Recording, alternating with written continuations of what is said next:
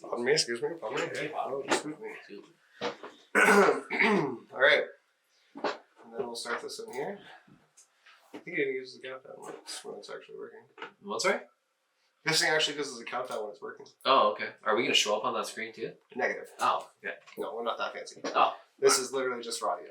Beautiful. Okay, that's the screen that we're going to show up on. All right, so I guess we will start this officially now. Let's do it. All right. Hey, how's it going, everybody? My name is Jesse. I'm the digital marketing manager for Exoshield, and I'm here today with Kyle, one of our account execs. Basically, we're here today filming the first episode of our podcast. We don't have a name for it yet. We're just kind of shooting it and hoping for the best. So, you know, Kyle, what are we here to talk about? Yeah, first and foremost, you know, really stoked to be a part of this. This has been like something really kind of cool. For those that don't know, we actually have some previous experience with podcasts out at the Driven Show. Shout out to the guys over at Cody Walker. But that's the literal extent of our experience. Was the one time Cody Walker was nice enough to have us out, but it was a great time. And we got a taste for it. That definitely did spark, I think, what we're doing here today. Yeah, absolutely. But yeah, we. That being said, I guess like for today, it was two newbies at the SEMA show, so we thought you know, it was something that was kind of a lifelong dream of ours to do, and so we thought we would share some, you know, stories and happenings from the SEMA show 2021. Yeah.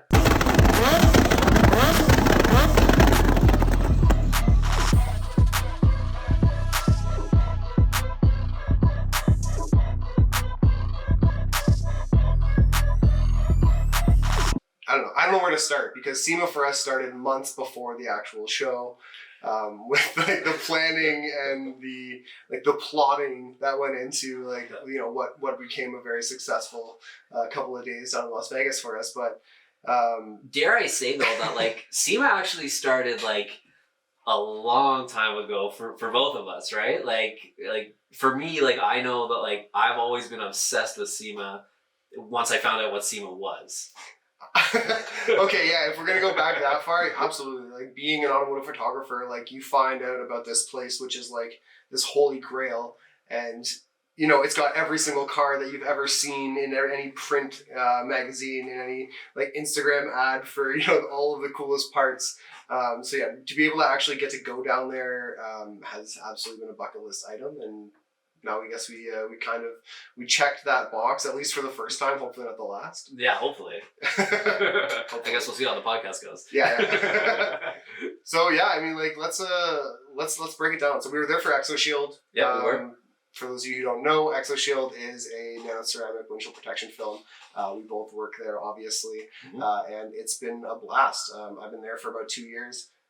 Kyle, what, 6 months, 7 months? Yeah, if that. Like I started back in July, so nice. Yeah, still the new guy. By the time we get this out, it'll probably be about 6 months. Okay, perfect. Yeah, and it's been a wild ride since. Like we like the year before, obviously we got to partake in SEMA 360, which was the online version of, you know, the show, and that was my first time, you know, really ever getting to see or be a part of any SEMA capacity, basically. Yeah. So, you know, being able to go there in person this year was a humongous step up. Even though we're hearing from a lot of people that, you know, it was a little bit slower than normal, we had an absolutely epic time. 100%. Like, could not agree more. The opportunity to do it and to do it the way that we did was second to none. So I wouldn't trade the experiences for anything. So who was all there? So we had myself, digital marketing manager. We had Danielle, our director of marketing. We had Madge. Yeah. We had... And Marissa, another territory manager. Yeah. So, I mean, for a scrappy little team of 5, you know, it was impressive, I think, like, you know, what we were able to get accomplished. And I think that also resonated, you know, with a lot of other, like, vendors that were also at the SEMA show that came by. And they're like, wait a minute, like, you guys built this? Like, like, where's the rest of the team? And I was like, Sure. Nope, like, we're here. Like, that was it. And so, like, that was really cool. You know, like, the guys that have, you know, spent several thousands of dollars on setup, or companies that have been there for, you know, a number of years and have that experience. It was neat to to get their feedback and to know that, like, you know what, yeah, like, hell yeah, we're doing the right thing here. Like, we got that sweat equity in there. So it was fun. It was definitely fun. Like, it was an experience. I'm glad we got to all do it together. Yeah. Because it really was like a team effort. It came down to like all of us painting and screwing those boards in and leveling things and holding things up and almost being crushed and you know what, it extends even beyond like our immediate team, because we had boots on the ground that were working with us from well before the show as well. Like, huge shout out to Lawrence. Our master trainer. Everybody loves Lawrence. He's a great dude. He's down in Las Vegas. He's the one holding it down for us, and we were able to send out essentially like all of the things we needed for the show to him. He arranged them, had them at his shop, was kind enough to let us, destroy his shop with actual woodwork when we took over. We just took over. We made it our own, but he never made us feel like we were stepping on any toes, and obviously we respected his space as much as we could during that time. And we were actually really excited to like kind of give the booth a second life by reinstalling it back into our training facility. So that was cool. It's really cool to see it still there, and like I think it looks awesome in the space. Yeah, we'll throw up some photos, I'm sure, right now of where it is. But it's nice to know that it's got a second life. We didn't have to cut it apart at the end of SEMA. Yeah. Even though it was a couple of extra hours of work to take it apart and then put it back up the same night. Yeah. But I think that'll come into play later in this story of what SEMA was. And for what it's worth, I mean, like, Marissa did bless us with about I think 8 pounds of French fries at the end of it. There was quite a few French fries. There was a delicious pizza from Bernardo's, I think it was. Yeah, Bernardo's. Yeah, it was good. Shout out to Bernardo's. That was good pizza, good wings, and an insane amount of French fries. All right, so let's try to get back on track. Yeah. So we made the booth. Basically, we started on Saturday. As soon as we flew in, we went to Home Depot. We picked up the supplies. We picked up the paint. We went back to Lawrence's. Somebody at some point stopped at the Airbnb that we were staying at to open it up for us and drop our bags off. So then we worked on the booth. We had the booth done. What happened when we were loading it in? Like, how did that go? Yeah, I guess like it was cool because we got it all done. We were like, all right, like we got it to the point where it's like, okay, this can be safely transported to the convention center and, get ready to push this thing in and put it all together. So that was kind of the next step for us. And it was literally that. I mean, just meeting the old friend, like loading it on, like we got met by a couple of really cool people who helped us, basically like take our 4x8 slabs of MDF and 2x4 into the show. Yeah. With like out really scratching it, and they did a really good job helping us in there. All the Freeman workers, they were. Yeah, shout out to those guys, like and women too. Like I mean, masters with the forklift. Like it was impressive. Like I would say, like surgeon level of preciseness with a forklift. If there was more time, I'm sure we would have seen people flipping pennies onto the forks for sure. They were absolutely G's. Yeah. So we got it all moved in. The last thing to come in was, of course, the Tesla windshield. Yes. Which had already been protected by Exoshield, but it's like a very thin piece of glass that we like had to like shimmy in and. Yeah, we had there was no room for error with the windshield. It had been protected. We couldn't secure another one if we broke it. It was kind of like, whatever we could do to get this safely into the building. But we did it. We got it in. We got it secured onto our jig that was made by our engineers designed at least by our engineers back home. Yeah. That went really smoothly. And then basically, like, it was time for us to get some sleep before. Yeah, much needed sleep. Yeah, that's because we at this point, like, we had paced ourselves well, but that last day, it was a late night. I think we were there. I think the last day was like one of the earlier nights at like 9. We were back. Yeah, but it was still like we had probably put in 20-hour days up until then. Yeah, like including travel and everything. Yeah. So we were spent. Yeah, we were spent. Yeah. So it was nice. I mean, like, that was the other kind of cool thing is, when we get into like the kind of the story section, I mean, it was so nice. Like, we opted to stay at an Airbnb, and as a team, obviously with COVID, it was an opportunity for us to stay safe and, look out for each other, and also like, chill with the homies in the downtime, which was awesome. We had a lot of laughs, and I think that's something that's going to really like stick with me for a really long time. Just like that vibe back at the house. It was definitely like probably the best choice we made was staying in like a communal space like that allowed us to really like get to know each other, because I mean we some of us have been working together for almost 2 years. Like that's me. Marissa's been working with the team for like 4 years. Yeah, so yeah. I mean, they've had a couple of times where they've been able to get together and form like a bond, but as a newer team, all of us have never really been able to get together to kind of be who we are outside of work. Yeah. In that capacity at least. Like, don't get me wrong, we have tons of fun at Alchemy. We do like take the time to get to know each other even on a weekly basis, but there's something different about like, living that experience, which literally felt like we, went through a battle together and came out victorious. But like it was really cool getting to know everybody on that level and getting to chill and I dare I say party, but like we had so much fun. Yeah. It was a blast. It was an absolute blast. But it was really cool. And I guess like to that point, like if you want to switch to like some of the big wins that we definitely got that were not really SEMA related but more to do with Vegas was the food. Oof. Like our first day we arrived, Marissa hit us with a recommendation for Thai food. So that was our first stop. And was it satay? Yeah, satay. Was it on Paradise or was it just on? Right around that area. It's right near the convention center. I think it's like right behind the convention center. Sure. It was actually in the same plaza as Tacos and Beer, which is another story we're gonna get into. But yeah, that slapped. Like, I mean, like for a couple of guys who hit a 5, it was reasonably spicy. It was pretty spicy. Like, I mean, I don't think I finished mine. I know I actually didn't finish mine, but it was good. It was really good, and it was so, like I didn't finish it because it was so much food, not because it wasn't delicious. Yeah. Because it was absolutely delicious. The 5s he's speaking of is basically Kyle and I were the only 2 to get below a 7 on the heat scale. I don't know if it's apparent why. I'll leave that to you guys to decipher as to why the 2 of us Irishmen weren't able to handle beyond a 5. But yeah, that was a great first experience. Yeah, and it really kicked off the week as far as like the food went. Like Vegas, like knows how to do a proper meal. Absolutely. And we did make a pact to like try not to like eat places that we could normally get when we got home. Sure. At least, and if we did go to them, like when we went to McDonald's, looking for things that we can't get that we have had before on the menu. Specifically, some buttermilk nuggets and McDonald's. Bring it back, man. Bring it back. At least in Vegas, they looked at me like I had 3 heads when I like asked for them. But it might be an East Coast thing. Either way, if you guys have them, let me know where they're at.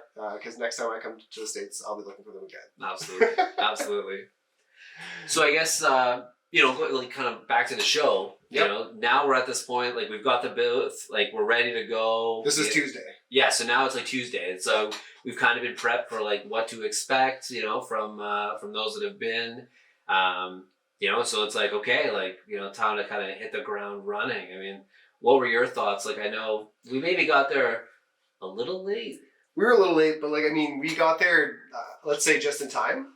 Literally just in time. But I mean, it was good. We got there before the gates opened, or maybe 5 to 7 minutes before the gates opened. We were able to set up all of our tech, got all the videos running, and because we were like really at the far end of the West Hall. We had a good half an hour before people really started showing up to our booth because of where we were situated. So, and the draw around us was quite simply Tech with their insane, builds from the RWB up to Alex Choi's V4. Huracan. Yeah, so we did have some people that were rushing there, but like luckily we didn't really get hit with it until like let's say like 9:30, and by then we were off to the races. Oh yeah, no, it wasn't a thing from being unprepared. It was just wild. Like once the announcer kind of like kicked off the show, just to see like a flood of people like rush into this hall was kind of something special. So it was, and like me being like a photographer, I was hoping I was gonna get there early enough that I could go and bang on a bunch of shots before people got on the floor, and that was not at all the case. Yeah. And then we're getting kicked out pretty early after the day too, so like I don't have to have time then. So making the shots work around people was really the theme of the week for me.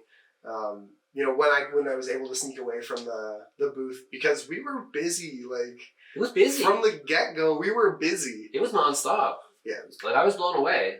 Like I was actually happy like when people were kind of talking about like, oh, it's a little quieter this year, and I was like, you know what, like I'm blessed, like it's kind of nice. Like I was actually able to like converse with people, let them know about the product, let them know about the company, you know, the opportunity that they had to work with us. You know, you didn't have to like shout and carry on, like you didn't feel like you were gonna run over by people. So it was kind of nice to you know give those people like at our booth like that level of you know kind of customer care that you know that we would strive for even our existing partners. So.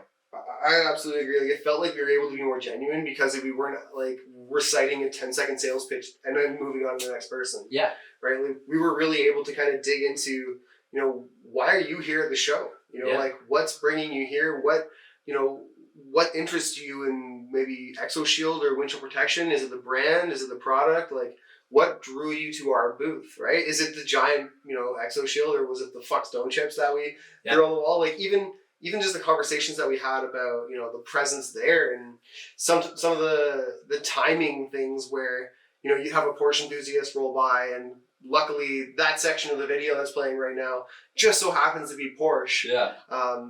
And the person that sees it is a representative of PCA. Like, yes. Like those types of opportunities don't happen anywhere other than SEMA. Yeah. Right? Like that's the truth. Is SEMA is where that's, you know, kind of the vibe that anyone is there. Yeah. And, you know, they're looking for things that, you know, turn their head. Yeah.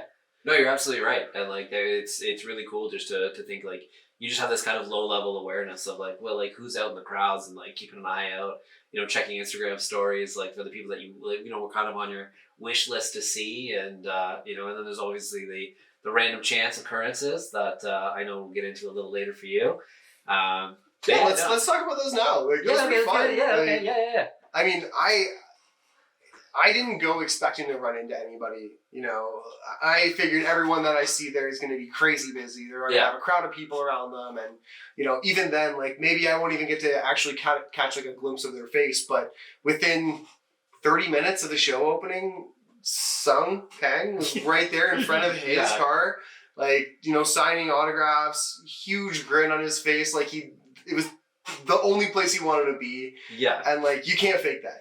What a cool dude. That absolutely kicked it off for me, is seeing him be like, you know, signing these. And there was a group of maybe 35 people around, like, just waiting to kind of get a picture with him. And I was able to snap a couple of cool shots of him just in his essence doing his thing. Which was, like, that in itself, I was like, holy crap. Like, is this is real right now? Yeah, it kind of set it off. It was like, whoa, like, this is real life. I was, like... Let me preface this by saying I'm the lucky one whose literal job it was to not be in the booth. Yeah. So I got to be around a lot of the people that, you know, maybe Kyle was fiending to get out and actually see. That's okay. Not to be, you know, braggy or anything, but like I got to experience that for us, and I hope that I'm able to, like, you know, give some of that over and let you live vicariously at least for this year, because next year we'll go with a bigger team and we'll absolutely all get time to do these kind of things. Yeah. But I mean, after that, I ran into Cody Walker, like, which was so cool. Which the guy hits me with a text message like, "Hey, check this out," and I'm like, "Huh, what's this?" And then boom, Cody Walker. Like, what? Like, that was pretty cool. Yeah, like, and his dad. Yeah, I think it was his dad there with him. That was so rad. Like, you know, for those of you who don't know what Cody Walker's been up to, I mean, definitely check into him. He's basically been carrying on all of the amazing charities that his brother founded, and has made a massive impact on the communities that, you know, they're supporting. So check out what Cody's got going on. And just like it's really cool. Super cool guy. Super cool guy. Absolutely super cool guy. Yeah. But yeah, just getting to, you know, shake his hand, got to take a photo with him. I will absolutely be flexing that on this video. And then. I think, I mean, the only other one, I got two or three really cool fist bumps. You know, Mr. Organic was there. I got to give him a fist bump and let him know that I was, like, you know, into what he's doing. I've been watching him for a while.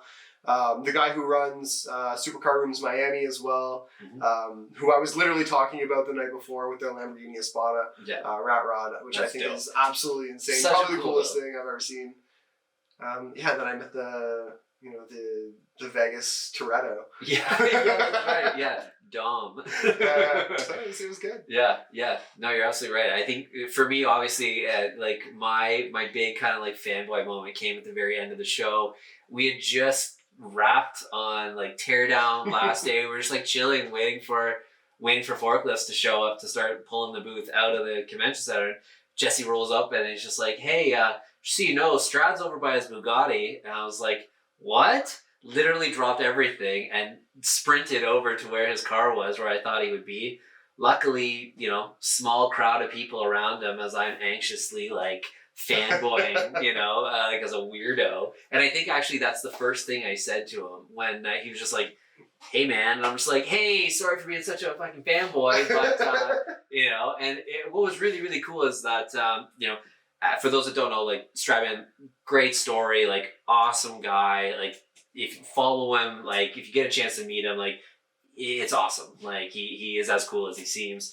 But what was really, really cool is to actually like have a conversation with him about a car that he owns and a car that I had actually had previous experience with, which you know, his 40th anniversary Murcielago, which was really, really cool, like to actually relate to someone, and then for him to tell me like, oh, like I have a crazy story about a 40th anniversary Murcielago, and that's what drove me to purchase this one. And so that was really cool. Like that was really like at the end of the whole show to like get that moment and you know, like get a quick picture with him.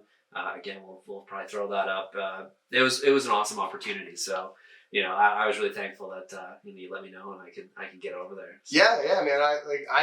It's funny because I knew as soon as I saw him, I was like, hey, listen, I'm not going to take his time. I just happen to have a couple of spare hats with me, so I was like, hey, Strad, you know, love what you guys got going on. Here's a hat. Yeah. And the whole reason I was even over there was because I was looking for, you know, one of our guys, Victor, who has the Liberty Walk Huracan. Yeah.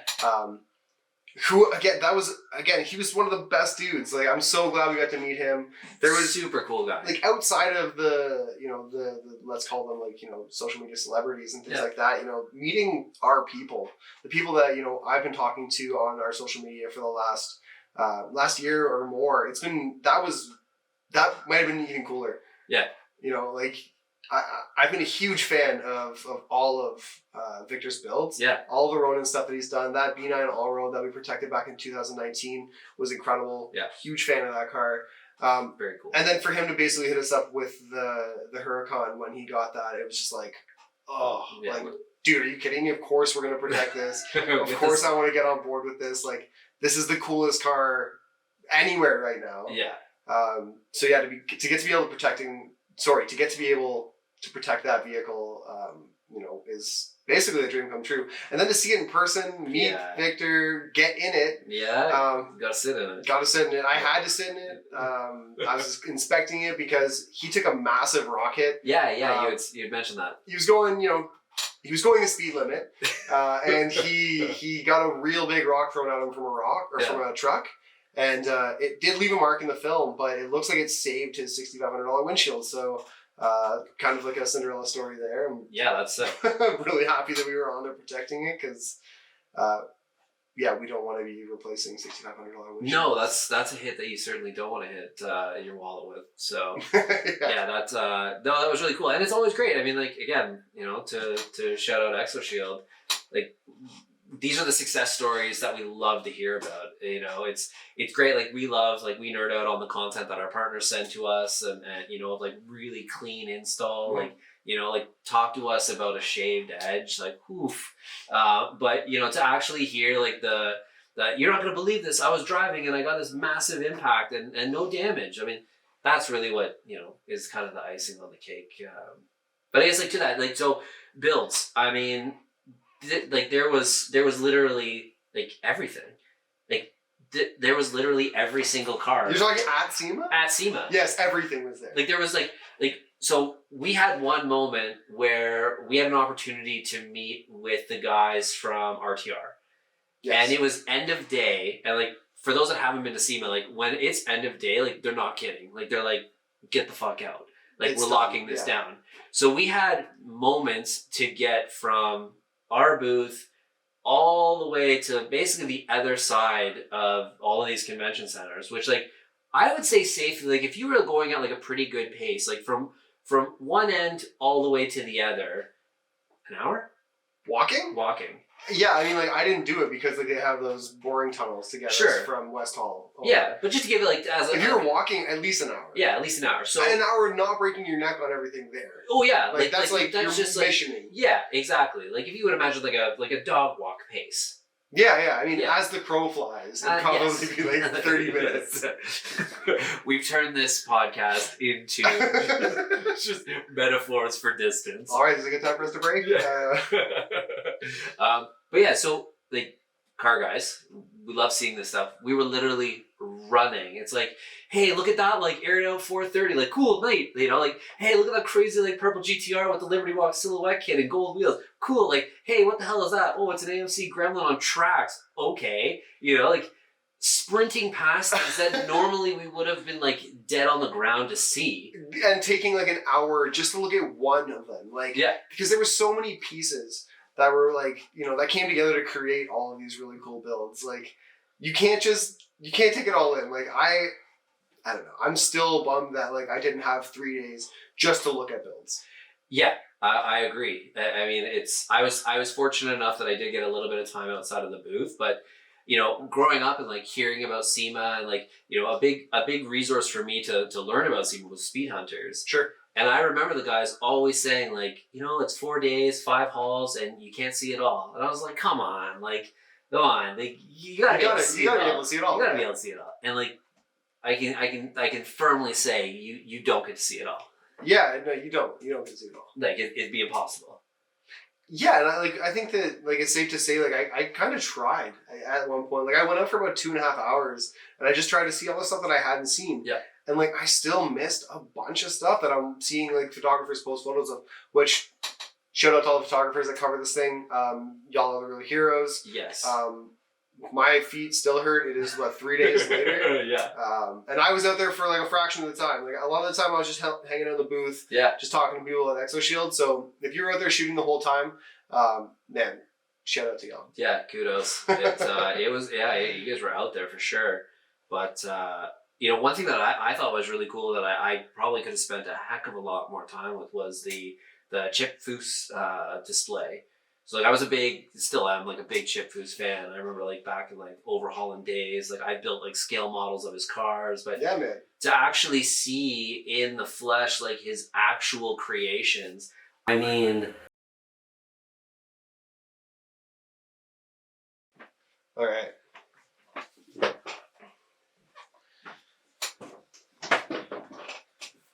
So shout out to Steve at Capital Autobahn.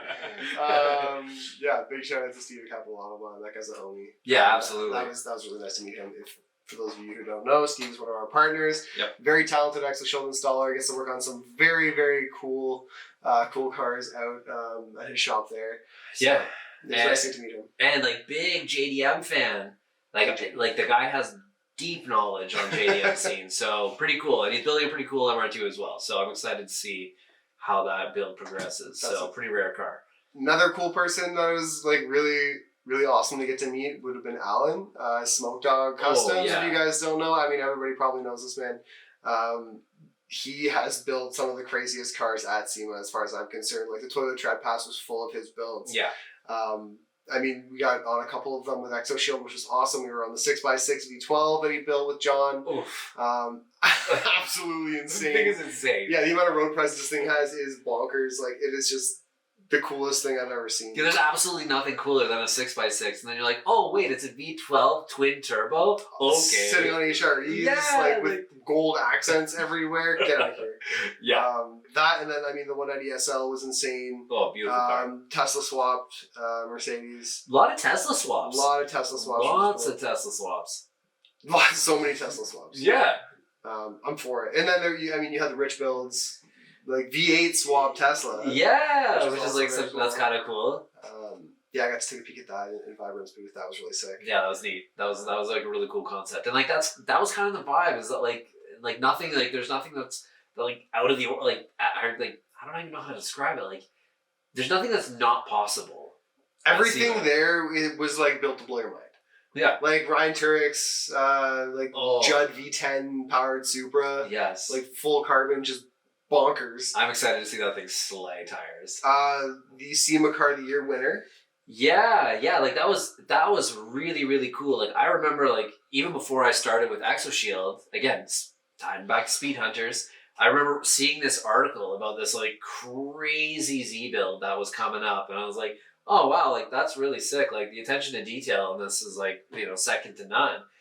Then to like go to SEMA, see the car there, meet the owner / builder. I mean, and then to like have it that like that was the car of the year, like so cool. That's pretty cool. It was pretty neat. So I'm excited to see the photos that Steve takes after they slap some Exoshield on that. Yeah, because this car does have the original windshield, so that will need to be protected. Let's try and keep that intact. Right. I mean, it's probably pretty hard to source. I can imagine. Yeah. I can imagine. Like that's probably not easy to find. Yeah, I mean, to kind of plug Exoshield for a second, like the windshields that are hardest to find, like, are sometimes not the most obvious. Yeah. Right? Do your research if you do have a car, that's, classic that might actually have the OEM windshield still in it intact. If you have those OEM seals, those things you can't put a price on that. Like, you can't. Yeah. And we see you 911 guys out there. Like, we know you love an OEM seal, so, check us out. Nobody loves an OEM seal like an 911. That's true. Too true. Yeah, wind noise is the worst. Like, if you have to have wind noise in a car that you actually enjoy driving, like it can entirely ruin the driving experience. 100%. So we ain't trying to have that. Yeah. I'm not trying to have that. Yeah. Just protect your windshield. It's easy. Yeah. We got people all over the place.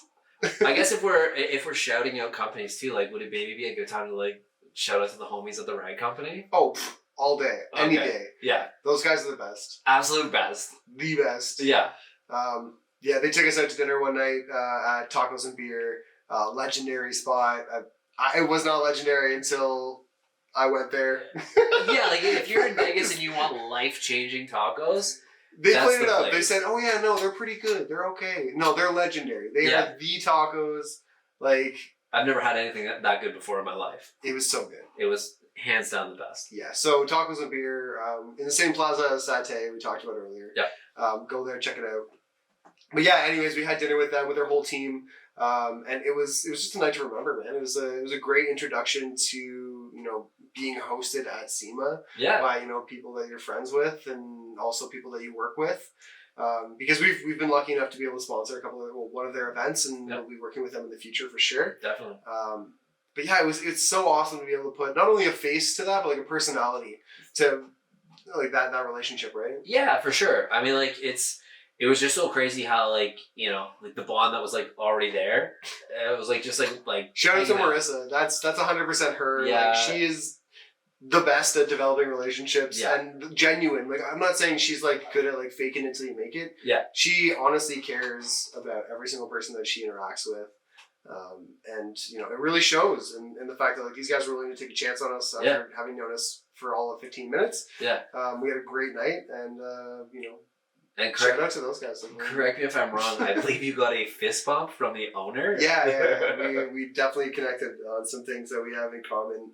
I mean, my amp from the touring days is back here. That's what we really synced up on, was like we both have some history of being in bands and causing a ruckus back in the day. His was a little bit further back than mine, but he also caused a bigger ruckus than I did. Absolutely. So I'm not going to out that man. Yeah, no. We had a really great time. That was so cool. It was a great experience for sure, and we appreciate those guys to the moon.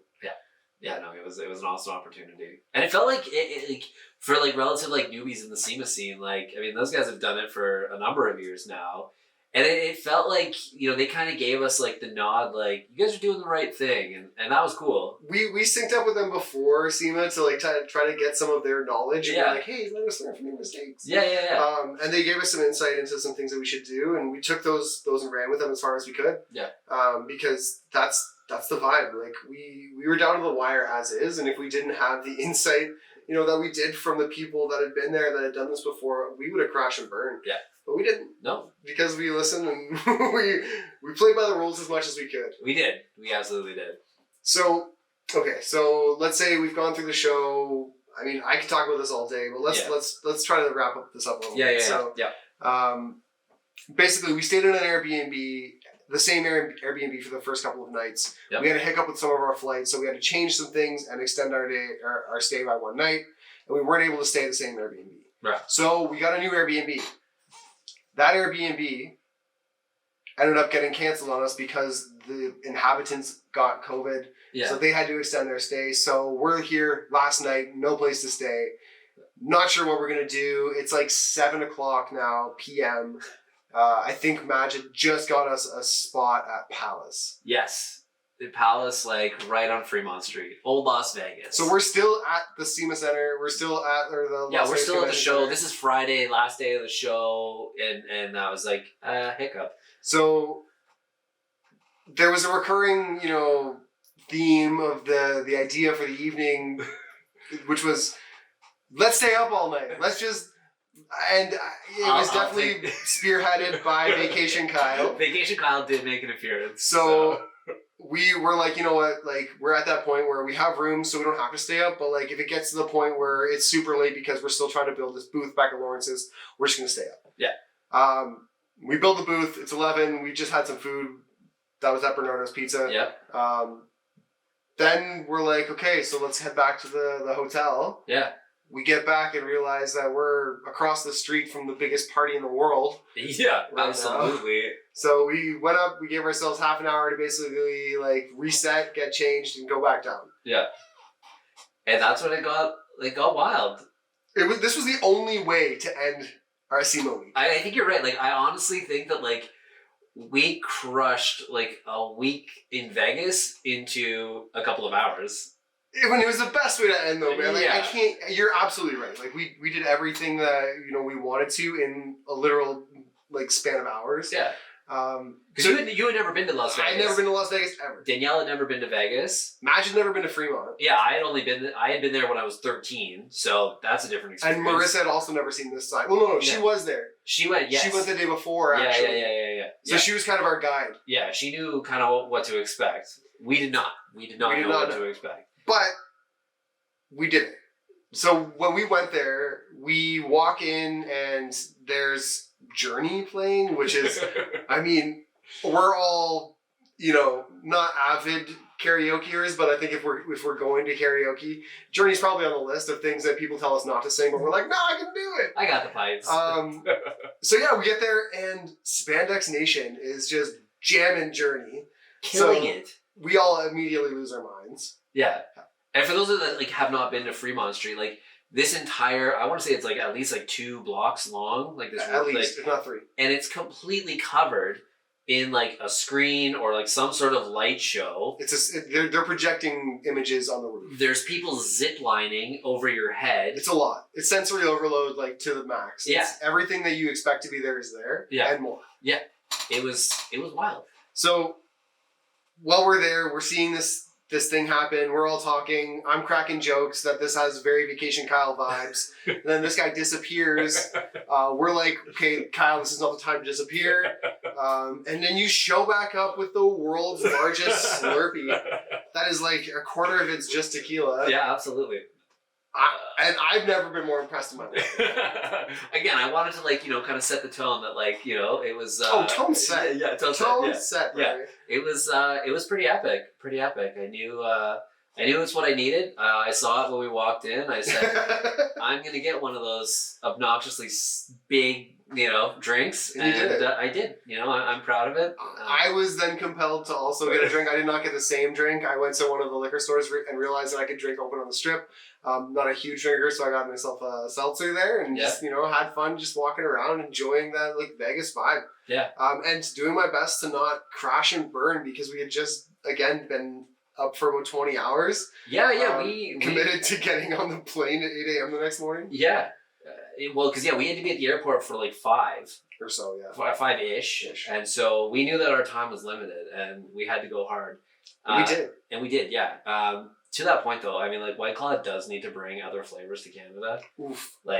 Come on, White Claw. Yeah, no, that's I had wildberry or something like that. Either way, it was delicious. Yeah. It hit the spot, and it made dancing to the cover bands a lot easier.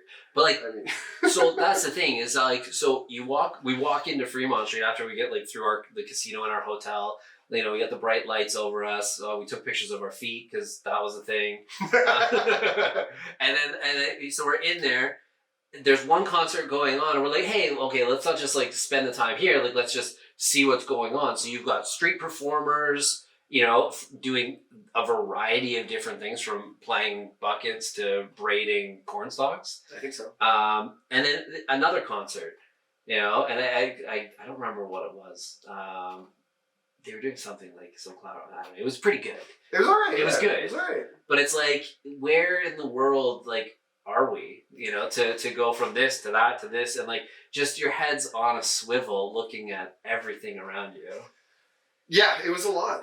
But I mean, it was like we said, it was the only way I think we should have ended it. Like, it was the only thing that we didn't do that week that was Vegas, right? Yeah. Like, or SEMA related, right? Like, we got everything down to the wire. We finished building the booth at like the 12th hour. Yeah. We met with all the people we wanted to meet with. We got on all the builds we wanted to get on. I got all the photos I wanted to take, and I think like we did the things that we set out to do. Yeah. Yeah, we definitely did. I mean, it was, by all accounts, a successful trip.